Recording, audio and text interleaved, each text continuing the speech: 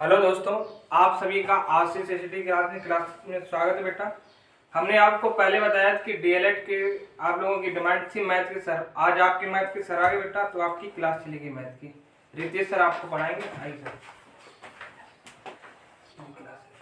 आज से आपको डीएलएड की आपको आज से गणित पढ़ाई जाएगी। जैसा कि आपको बताया गया था कि डीएलएड की जो गणित है उसमें सबसे पहले हम लोग उन महत्वपूर्ण टॉपिकों को कवर करेंगे। जो टॉपिक आप लोगों को सबसे पहले हम दूसरा ही टॉपिक पढ़ाएंगे जो संख्या से संबंधित टॉपिक है। ये महत्वपूर्ण टॉपिक भी है। सबसे पहले में संख्याओं का ही ज्ञान होना चाहिए, तभी हम लोग जाकर के गणित को आगे बढ़ा पाएंगे।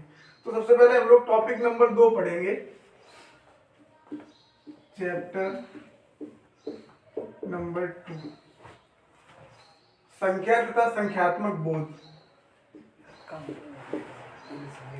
संख्या तथा संख्यात्मक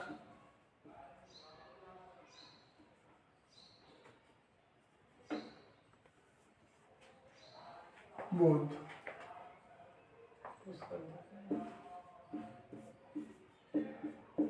इसमें हम लोग सबसे पहले विभाज्यता के नियम सीखेंगे। विभाज्यता के नियम सीखने के बाद में फिर हम अन्य चीजों को सीखेंगे। सबसे पहले हम लोग इसमें विभाज्यता के नियम सीखेंगे। थोड़ा सा इधर कर लेना।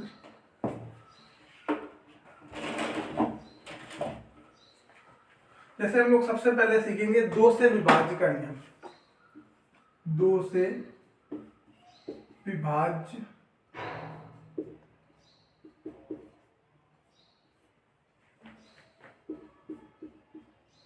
जो संख्याएं 2 से विभाज्य होंगी, सबसे पहले हम उनके बारे में सीखेंगे। 2 से वो सभी संख्याएं विभाज्य होंगी जिन संख्याओं के अंत में या तो आपको 0 मिले, या तो फिर 2 मिले, या तो फिर 4 मिले, या तो फिर 6 मिले, या तो फिर 8 मिले। ये आपका सबसे पहले ये कहाँ पे आएगा? ये अंत में आता है। संख्याओं के अंत में अगर 0 आए, या 2 आए, या 4 आए, या 6 आए, या 8 आए, ये सभी संख्याएं 2 से विभाज्य होंगी संख्याएं। और हालांकि इसे ऐसे भी बोल दिया जाता है जो जिन संख्याओं के अंत में जो आखिरी जो तुम्हारा जो इकाई का अंक आ रहा है, इकाई के अंक में या तो 8 मिले, या 6 मिले, या 4, या 2, या 0, ये सभी संख्याएं 2 से विभाज्य होंगी। आप उदाहरण के लिए कई एक संख्याओं को यहाँ पे देख सकते हो। जैसे कि एक संख्या लिखी जाए 216, तो लास्ट में आप यहाँ कितना देख पा रहे हो? 6। तो ये जो संख्या है 2 से विभाज्य होगी। और भी आप इसके एग्जाम्पल देख सकते हो। जैसे आप यहाँ पे लिख लो 412, तो इसमें भी आप देख पा रहे हो लास्ट में कितना है? 2। आप कितनी भी बड़ी संख्या बना लो, लास्ट में ही आपको देखना है, लास्ट वाली डिजिट देखनी है कि लास्ट वाली डिजिट कितनी है। जैसे आप यहाँ देख पा रहे हैं, ठीक है। इसके बाद में हालांकि अगर आप मान चलो एक संख्या ऐसी ले लो जो 2 से विभाज्य नहीं है। आपने एक संख्या ले ली 4 3 7 2 1, लास्ट में आपने देखा कितना है? 1। एक आपको पता है एक इसमें तो कहीं नहीं लिखा गया था, इसका मतलब ये जो पूरी संख्या है 2 से विभाज्य नहीं होगी। बाकी की ये दोनों संख्याएं 2 से विभाज्य थी। इतना कोई एक विशेष कठिन नहीं है। आप यहाँ ये देख पाओ, लास्ट में सिर्फ आपको देखना है या तो 0 मिले, या 2, या 4, या 6, या 8। ये 2 से विभाज्य का नियम।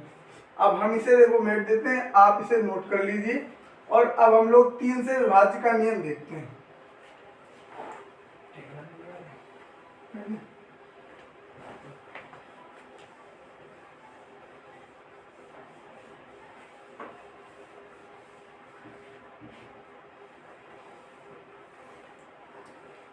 देखो अब हम लोग 3 से विभाज्य का नियम देखेंगे।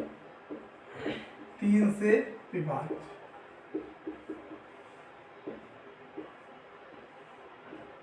इंग्लिश में अगर आप लिखना चाहो तो फिर डिविजिबल बाय 3, डिविजिबल बाय 3। 3 से विभाज्य का नियम। 3 से विभाज्य के नियम में क्या होता है? हम अगर कोई संख्या ले लें और उस संख्या के सभी अंकों को अलग अलग जोड़ लें, जोड़ने के बाद में हम 3 से भाग करके देखेंगे। भाग करने पर अगर संख्या 3 से कट जाएगी तो फिर वो पूरी संख्या 3 से कटेगी। जैसे कि हम लोग देखते हैं, जैसे हमने एक संख्या ले ली, मान के चलो आप कोई संख्या लेना चाहते हो 729। अब आप इसको चेक करना चाहते हो क्या ये 3 से विभाज्य है कि नहीं, तो कैसे चेक करोगे? हमने बताया जैसे कि इन सभी अंकों को अलग अलग आप जोड़ लो, 7 + 2 + 9, और आप इसमें 3 से भाग लगा के देखो, पूरी संख्या अगर जोड़ने के बाद कट जाएगी, जैसे जोड़ो 7 2 9, 9 9 और 9 18, 18 क्या 3 से कट जाता है? जी हाँ, 18 जो है पूरा का पूरा 3 से कट जाता है। जो संख्या 3, ये लास्ट वाली जो तुम्हारा पूरा योग आएगा, योग अगर 3 से कट जाएगा तो फिर ये दी गई पूरी संख्या 3 से कट जाएगी। आप चाहो तो इसे भाग करके भी देख सकते हो। आप यहाँ से 3 से इसे काट करके देखो, तो 3 से काटोगे तो फिर 3 से 2 बार, यहाँ 1 बचेगा 12, तो फिर 3 से 4 बार, यहाँ 3 9, तो फिर 3 से 3 बार। ठीक है, ऐसे आप बहुत सी संख्याओं को चेक कर सकते हो। और भी एग्जाम्पल ले सकते हो। आप कोई भी संख्या ले लो, वो जो संख्या होगी लास्ट, मान के चलो कि इसका योगफल जो है 3 से कटना चाहिए। आप कितनी भी बड़ी संख्या ले लो, आपने इतनी बड़ी संख्या ले ली है, अब आप इसे चेक करना चाहते हो तो सबको अलग अलग जोड़ लो, 7 + 2 + 3 + 1 + 2, ठीक है, +1 + 2। अब सबको जोड़ करके 3 से भाग लगा करके देखो, 7 2 9, 9 3 12, 12 12 और 1 13, 13 और 2 15, 15 क्या 3 से कट जाएगा? 15 3 से कट जाएगा, तो फिर पूरी संख्या, ये दी गई संख्या 3 से कट जाएगी। ठीक है, और एक आध आप ऐसे भी एग्जांपल ले लो जो 3 से ना कट रहे हो। आप इसे 3 से काटोगे तो पूरा 3 से इसमें भाग चला जाएगा। आप एक दो ऐसे भी एग्जांपल ले लो जो 3 से ना कटे, जैसे कि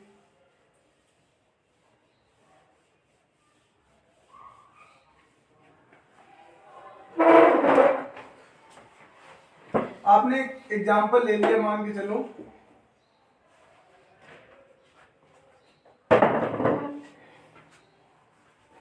ये, आप इसमें भाग लगा के देखो, क्या 3 से इसमें भाग चला जाएगा? तो आप फिर से वही क्रिया करोगे। देखो, इसे सबसे पहले जोड़ो, 7 + 4 + 2 + 3। आपको इसमें 3 से भाग लगाना है, जोड़ लो, 7 4 11 और 2 13 और 3 16। क्या 3 का इसमें पूरा भाग चला जाएगा? नहीं जाएगा, अर्थात आप बता सकते हो ये संख्या 3 से नहीं कटेगी। ठीक है, ये रहा आपका 3 से विभाज्यता का नियम। अब आप 4 से विभाज्यता का नियम देखो, इसे आप लोग नोट कर लो।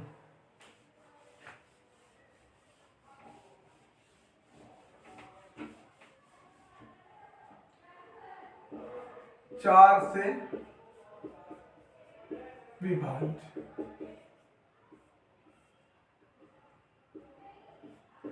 Divisible by 4।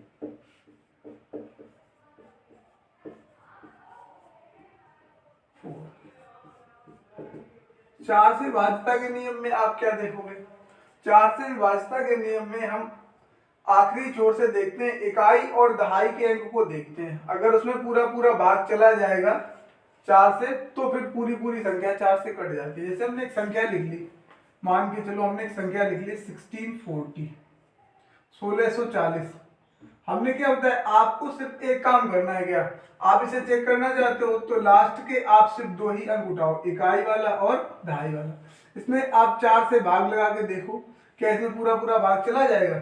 अगर इसमें 4 से पूरा भाग चला जाता है तो दी गई संख्या 4 से कट जाएगी। और भी इसके आप एग्जाम्पल ले सकते हो। मान चलो आपने बहुत बड़ी संख्या लिख ली, संख्या कितनी भी बड़ी हो जाए आपको उससे कोई प्रभाव नहीं पड़ता है। आपको सिर्फ मात्र क्या करना है, लास्ट के ही डिजिट उठा के देखने हैं। लास्ट वाले आप ये दोनों डिजिट उठाओ, इकाई और दहाई का। आप इकाई और दहाई का अंक उठा करके 4 से भाग लगा के देखो, क्या इसमें भाग जा रहा है? हाँ, इसमें 4 से पूरा भाग जाता है, अर्थात दी गई संख्या पूरी की पूरी 4 से कट जाएगी। ये नियम आपका 4 से विभाज्यता का नियम है। अब हम लोग देखेंगे 5 से विभाज्यता का नियम।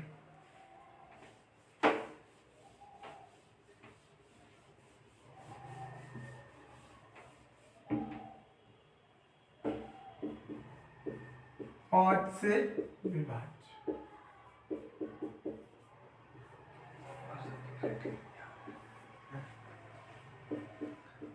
Divisible by 5।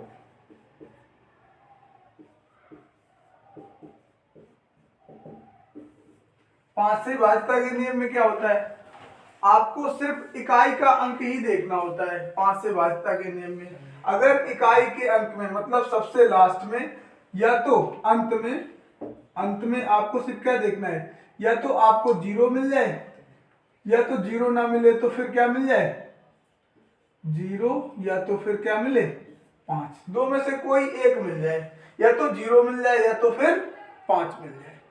दोनों में से जो भी मिल जाएगा वो संख्याएं लास्ट में जिनके 0 या 5 होगा वो सभी संख्याएं 5 से कटेंगी। जैसे आप कोई भी संख्या ले लो, ये तो बहुत सरल होता है ये वाला। तो देखिए इसमें आपने एक संख्या ले ली 4 2 3 1, यहां भी रख दो 2, लास्ट में आपने कितना कर दिया 5 कर दिया।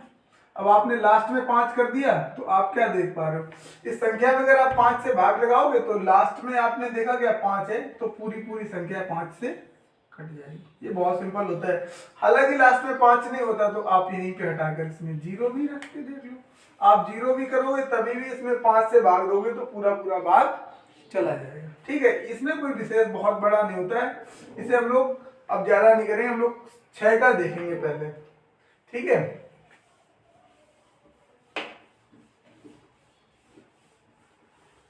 छह से विभाज्य का नियम देखो। 6 से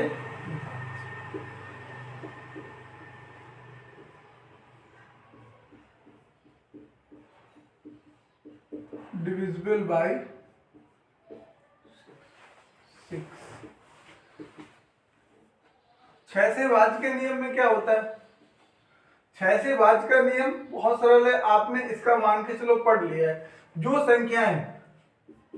संख्याएं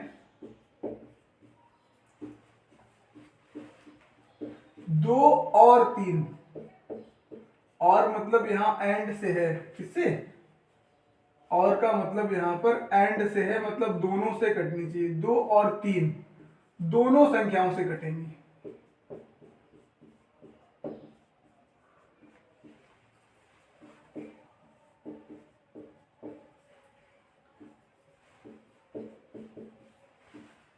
वह सभी संख्या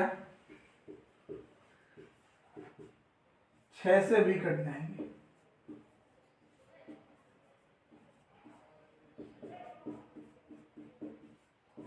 इसमें ऐसा जरूरी है कि 2 और 3 दोनों से कटना जरूरी है। ऐसा नहीं कि 2 से कट गई 3 से नहीं कटी, तो जरूरी नहीं है कि संख्या 6 से कटेगी। पर लेकिन अगर 2 और 3 दोनों से कट रही है संख्या तो फिर वो संख्या 6 से जरूर कटेगी। जैसे आप इसके कई एग्जांपल देख सकते हो।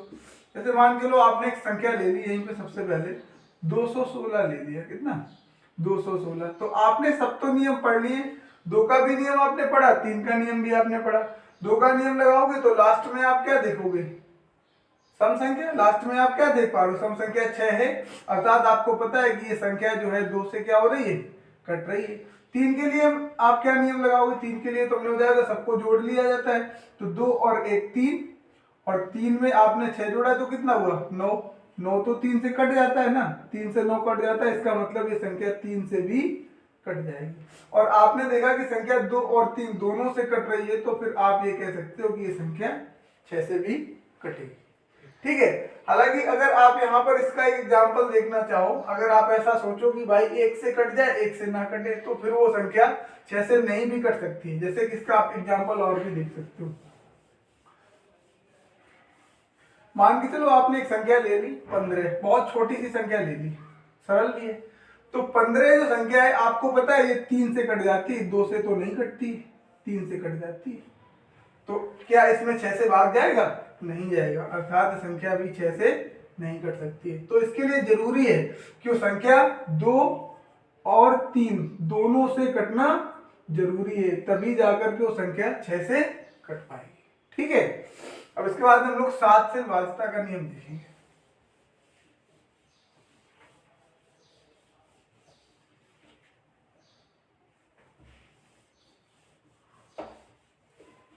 हम लोग सबसे पहले 7 से विभाज्यता का नियम देखेंगे। 7 से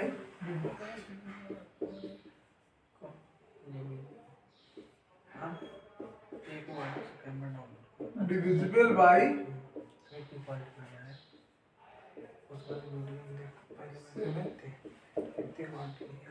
अब देखिए 7 से भाज्य का नियम क्या है, ये बहुत सरल नियम है। हालांकि अगर देखा जाए, अगर आपसे सही से समझ लो तो फिर ये बहुत सिंपल है। 7 से भाज्यता का नियम क्या होता है कि आपको एक ऐसी संख्या बताओ जो 7 से कट जाए। आप एग्जांपल के लिए आप ये देख लो, एक संख्या ले लो आप 343। ये संख्या आप देखो 7 से कटेगी कि नहीं कटेगी। तो 7 से भाज्यता के नियम में हम लोग क्या करते हैं, इसमें आप ये देखोगे सबसे लास्ट वाले अंक को उठा लो। आपने सबसे लास्ट वाले अंक को क्या किया, यहाँ से उठा लिया और आपने इसका क्या कर दिया, 2 गुना। कितना कर दिया, 2 गुना। तो कितना आ जाएगा, 3 दूनी 6। ये जो बची हुई रिमेनिंग संख्या थी, मतलब बची हुई संख्या कितनी बची हुई थी, 34 बची हुई थी। तो आप इस 34 में इसी 6 को क्या करो, घटा दो। घटाने के बाद आप क्या देख पा रहे हो, 28 आ गया। हालांकि इस 28 में अभी संख्या अगर और बड़ी होती तो आप यही क्रिया एक बार फिर से दोहरा देते, पर लेकिन आप देख रहे हो संख्या छोटी हो सकती है। अब आप यहीं से 7 से भाग दे करके देखो तो सीधे सीधे भाग चला जाता है, 4 बार जा रहा है, अर्थात ये पूरी की पूरी संख्या 7 से संख्या। अगर संख्या यहाँ पे ज्यादा बड़ी होती तो फिर आप क्या करते, संख्या को कई बार ऐसा करते। ये क्रिया हम लोग कई बार कर सकते हैं, जैसे हमने एक ही बार की है, आप 2 बार भी कर सकते हो, 3 बार भी कर सकते हो। जैसे जिस आधार पे संख्या बड़ी या छोटी है उसी आधार पे हम लोग 2 या 3 बार ये काम कर सकते हैं। हालांकि और अगर आप इसका एग्जांपल देखना चाहो तो एग्जांपल आप और भी देख सकते हो। ठीक है, जैसे मान लो कोई आप 7 का ऐसा नंबर बताओ, इसी में आप गुणा करके निकाल दो। 343 में आप 7 से गुणा करके एक संख्या निकाल सकते हो बड़ी सी। 7 से 3 में करोगे तो फिर 7 तियां 21, 1 7 चौको 28 और 2 30 हासिल 3 7 तियां 21, 21 और 3 21 3 कितना हो जाएगा, 24। सही है, 7 तियां 21, 7 चौको 28 और 28 2 30, 7 तियां 21, 21 3। ठीक है, तो आप इसी में ये लगा करके देख लो। एग्जाम्पल के लिए आप 2401 में लगा, किसमें 2401 में। तो आप यहाँ पे फिर वही क्रियाकलाप करो कि हमने क्या बताया, लास्ट वाली संख्या को उठा एक का आप क्या करो, 2 गुना। कितना हो जा रहा है, 2 हो जा रहा है। आप ये बची हुई संख्या में से इसको क्या करो, घटा दो। घटाओ तो यहाँ कितना आ जाएगा, 238।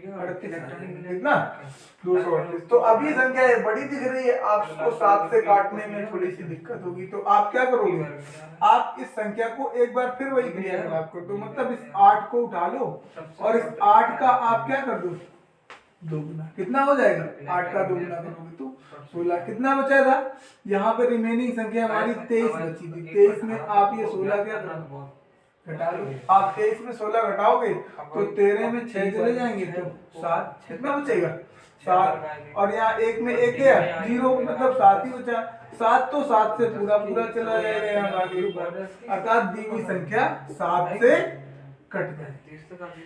ठीक है, ऐसे ही करके आप देख सकते हो। जैसे कि यहाँ 2 बार किया गया तो आप 3 बार भी कर सकते हो। ठीक है, इस आधार पे आप ये पता कर सकते हो ये 7 से भाज्यता का नियम। आपने इसके 2 उदाहरण देख लिए। अब लोग 8 से भाज्यता का नियम देखेंगे।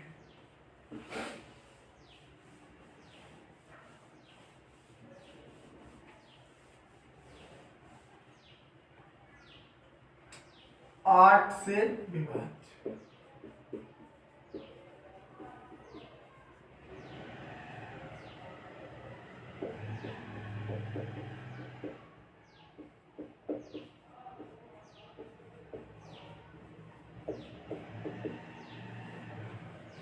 8 से भाज्यता का नियम क्या होगा, जैसा कि आपने 4 से भाज्यता का नियम पढ़ा था, वहां आप इकाई और दहाई का अंक ले रहे थे। वैसे यहाँ पे अब आप इकाई, दहाई और सैकड़ा, आप यहाँ पे 3 अंक लोगे। मान के चलो आप कितनी भी बड़ी संख्या लिख दो, यहाँ पे आप चाहे जितनी बड़ी संख्या ले लो, हमें ये चेक करना है 8 से बाद जो सब संख्या होंगी लास्ट से आप इकाई, दहाई और सैकड़ा 3 अंक को उठा लो, इन्हें अलग कर लो। अब इसमें आप क्या करो, 8 से भाग दे करके देखो, 8 से इसमें क्या भाग चला जाएगा। अगर 8 से भाग पूरा पूरा चला जाएगा तो फिर पूरी संख्या में 8 से भाग चला जाएगा। भाग दे के देखो तो 8 से कितनी बार जा रहा है, 8 से 6 बार। कितना बचा यहाँ, 3 तो 32। तो फिर 8 से 4। तो आपने देखा कि 8 से इस लास्ट वाले तीनों अंकों पर पूरा पूरा भाग चला जाता है, अर्थात दी गई पूरी संख्या में 8 से भाग चला जाएगा। जैसा कि 4 का था वैसे ही 8 का है। 4 वाले में सिर्फ 2 ही अंक आप देख रहे थे, 8 वाले में 2 नहीं, आप कितने अंक देख रहे हो? 3। ठीक है, अब हम लोग 9 से भागता का नियम देखेंगे।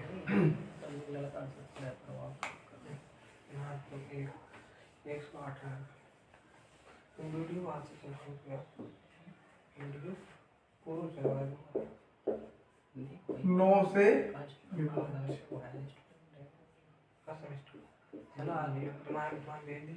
डिविजिबल बाय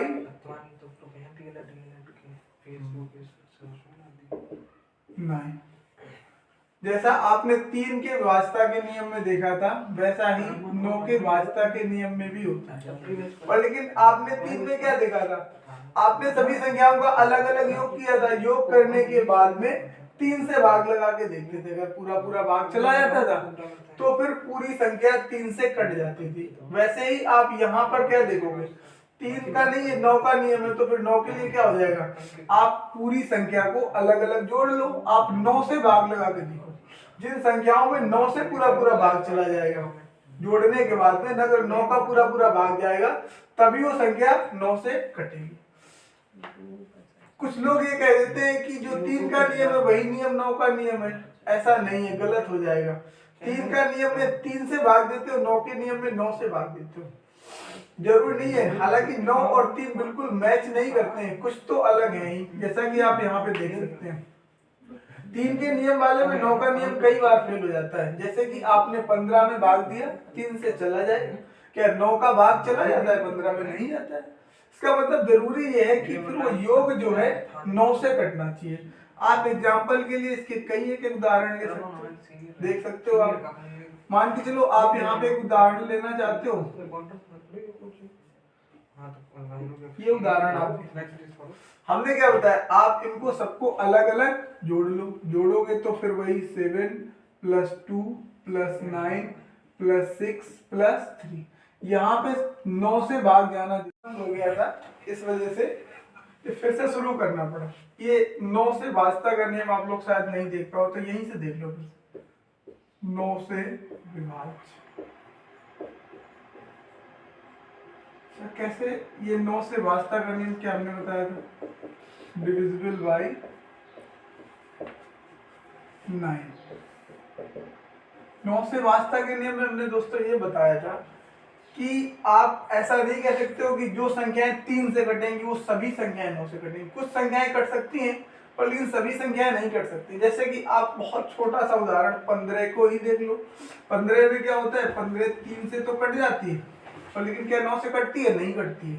इसका मतलब इसका नियम जो है थोड़ा सा अलग है। कैसे, जैसे कि आप लोग क्या कर रहे थे, 3 के नियम में सभी संख्याओं को अलग अलग जोड़ने के बाद 3 से भाग कर रहे थे, वैसे ही आप इस 9 के नियम में सभी संख्याओं को अलग अलग जोड़ने के बाद में 9 से भाग करोगे। उदाहरण के लिए आप देख सकते हो, जैसे आपने एक संख्या ले ली 7 2 8 1 और 6 3, आपने इतनी बड़ी संख्या ली।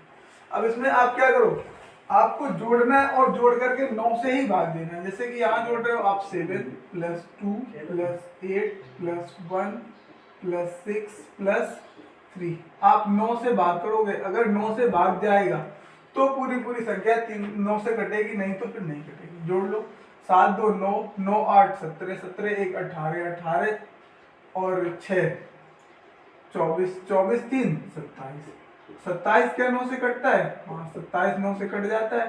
अर्थात ये दी हुई जो संख्या है पूरी पूरी 9 से कट जाएगी।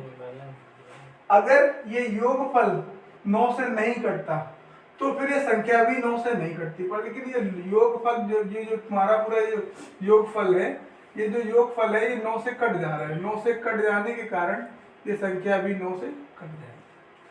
इसका आप एक और भी उदाहरण देख सकते हो। जैसे कि आपने एक संख्या ले लो ऐसी जो ना कटे 9 से, 7 2 3 4 1। अब देखो, अब आप इसको 9 से काट कर देखना चाहते हो, सभी को जोड़ लो अलग। 7 + 2 + 3 + 4 + 1, आप 9 से काट कर देखना चाहते हो, सबको अलग अलग जोड़ो। 7 2 9, 9 3 12, 12 4 16 और 1 17। 17 क्या 9 से कटता है? 9 से नहीं कटता है। 9 से अगर ये 17 नहीं कटता है तो फिर दी गई संख्या भी 9 से नहीं कटेगी। ठीक है, ये रहा आपका 9 से भाज्य का नियम। वो सभी संख्याएं जो योगफल करने के बाद में अलग अलग योगफल करने के बाद 9 से कटेंगी, वही संख्याएं 9 से भाज्य होंगी। कुछ संख्याएं ऐसी होती हैं जो 3 से भाज्य होती हैं, वो 9 से भी होती हैं। इसलिए कुछ लोग ऐसा कह देते हैं कि जो 3 का नियम होता है वो 9 का नियम होता है। ऐसा सभी संख्याओं में लागू नहीं होता है, जैसा आपने देखा, आप लोगों ने जैसा कि यहाँ पर देखा है।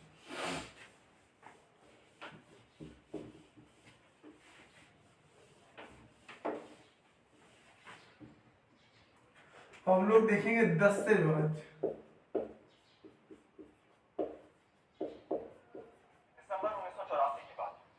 डिविजिबल बाय 10, ये बहुत सरल होता है।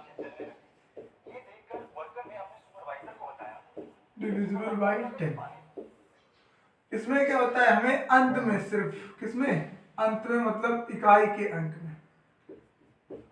इकाई का अंक जो है लास्ट में, वो अगर 0 है तो वो दी गई पूरी संख्या 10 से कटेगी। बहुत सिंपल, इसमें कुछ विशेष बताने के लिए है भी नहीं। उदाहरण के लिए आप कोई भी एग्जाम्पल ले लो, लास्ट में अगर 0 आएगा तो 10 से कटेगी। 4 3 7, लास्ट में आपने 0 रख दिया, 10 से भाग दोगे चला जाएगा, क्योंकि 0 से 0 कट जाने पर 1 का नीचे कोई मतलब नहीं बचता है। तो आप क्या देखो, लास्ट में मतलब अंतिम जो पद है ये कितना होना चाहिए? लास्ट वाला इकाई का अंक 0 का होना जरूरी है। अगर लास्ट में 0 होगा तभी संख्या 10 से कटेगी, नहीं तो नहीं कटेगी। आप 11 का नियम देखो, ये थोड़ा सा अच्छा नियम है।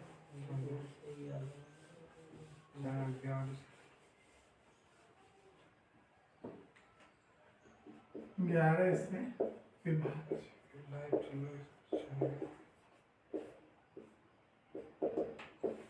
Divisible by 11।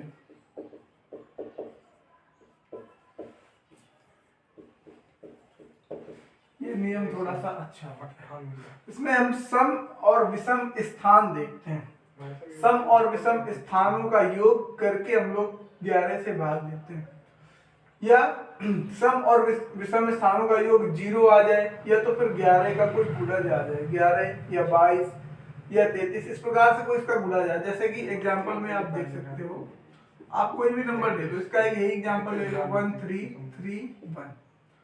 इसमें क्या होगा, सम और विषम स्थान देखने हैं।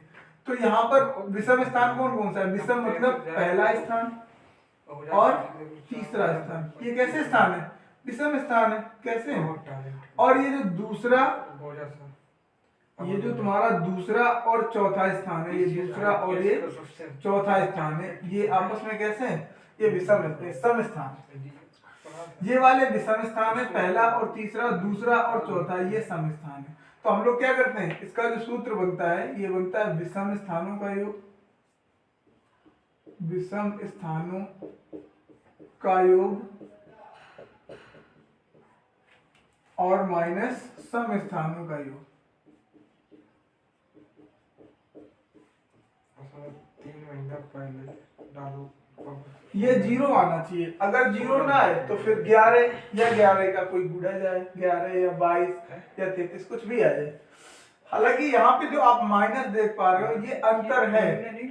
जरूरी नहीं विषम स्थानों का योग पहले रखा जाए, सम स्थानों का योग आप पहले रख सकते हो, विषम को बाद में कर दो। मतलब कि आने वाला जो भी मान होगा वो अंतर है, और अंतर कभी ऋणात्मक नहीं होता है, ऐसा आपने भी कई बार पढ़ा। तो आप इन्हें जोड़ लो। सम विषम स्थानों पर कौन कौन आ रहा है? 1 और ये वाला 3, ये जो आपने ऊपर से एरो देखेंगे, तो 1 + 3 विषम स्थान ये थे। ये कौन से थे? ये विषम स्थान थे। सम वाले कौन है? ये और ये। तो सम वाले स्थान पे पहले कितना आ रहा है? 3, और फिर कितना आ रहा है? 1। इन्हें अलग अलग जोड़ लो। 4 - 4 कितना आ गया? 0। जब ये 0 आ गया तो दी हुई पूरी संख्या 1331 ये कट जाएगी किससे? 11 से पूरी पूरी कट जाएगी। इसके आप और भी उदाहरण देख सकते हो। जैसे इसका एग्जाम्पल और आप और देखो, 1 2 3 4 3 2 1। इसमें भी आप वही लगा दो, सम और विषम स्थानों के योग। तो सबसे पहले आप विषम स्थानों को बंद कर दो गोला में, 1 और ये 2 और ये 3 और ये 4। ये कौन कौन से हैं विषम स्थान? सबसे पहले इन्हीं को रख लो, 1 प्लस 3 प्लस 3 प्लस 1 में आप इन्हें घटा दो सम स्थान वालों को, ये है और ये 4 और ये 2, तो कितना कितना आ रहा है? 2 प्लस 4 प्लस 2। यहां पर देखिए तो कितना हो जाएगा? 3 3 6 और 6 2 8। यहाँ कितना आ रहा है? 4 2 6 और 2 8। तो यहाँ कितना आ जाएगा? 0। आपने क्या देखा? हमने बताया था या तो 0 आ जाए या तो फिर 11 आए या 22, मतलब 11 का कोई गुणज, अर्थात ये दी हुई संख्या जो थी ये 11 से पूरी पूरी कट जाएगी। ये रहे आपके विभाज्यता के नियम 11। बस बन गए।